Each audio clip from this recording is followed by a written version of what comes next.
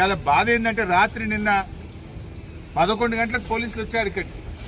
రాత్రి 11 గంటలకు పోలీసులు ఎంఆర్ఓ వచ్చి కనీసం నోటీస్ లేదు, విషయం లేదు, అసలు ఈ ల్యాండ్ తీసుకుంటున్నారు అనేటువంటి విషయాన్ని పీఠాధిపతికి గాని ఈ పీఠాన్ని నిర్వాహకులకు గాని ఒక మాట కూడా చెప్పలేదు. పేపర్లో వచ్చిన వార్త, పేపర్లో కేబినెట్ లో నిర్ణయం అయిపోయిందని పేపర్లో వార్త.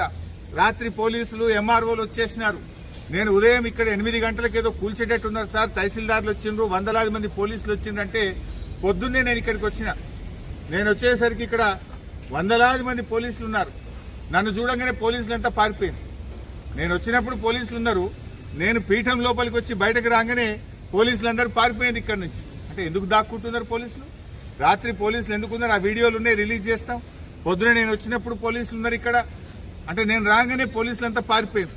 ఇక్కడ ఒక తహసీల్దార్ ఉండే, ఇందాక నేను వచ్చినప్పుడు ఆర్ఐ ఉండే, వాళ్ళు పారిపోయింది. అంటే మేము రాగానే ప్రశ్నిస్తామని, దొరికిపోతామని ఎంఆర్ఓ, గిర్దావరి, పోలీసులు అంతా పారిపోయింది. అంటే ఏంది మీ ఉద్దేశం? అర్ధరాత్రి పూట దేవాలయాన్ని, మఠాన్ని కూల్చేస్తాము, నోటీసులు ఇయ్యము, చట్ట ప్రకారంగా మేము పద్ధతులు పాటించము అని చెప్పడమేనా?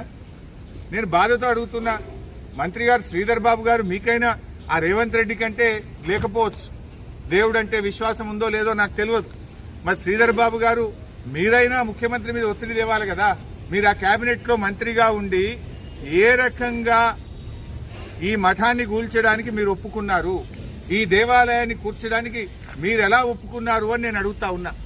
ఇప్పటికైనా దయచేసి శ్రీధర్ బాబు గారు చొరవ చూపాలి, ఈ మఠాన్ని, దేవాలయాన్ని కూల్చకుండా కాపాడండి.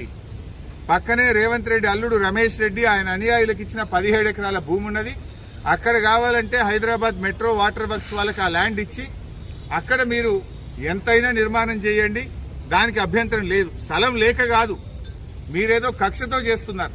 కేసీఆర్ గారు ఈ మఠానికి ల్యాండ్ ఇచ్చారు, కేసీఆర్ గారి హయాంలో ఈ దేవాలయం నిర్మించబడ్డది, కేసీఆర్ గారి ఆనవాళ్లు లేకుండా చేస్తా అని చెప్పి మఠాన్ని, దేవాలయాన్ని కూడా కూల్చేటువంటి కుట్రలకు పాల్పడతా ఉన్నావు. ఇలా కేసీఆర్ ఆనవాళ్లైన రైతు బంధు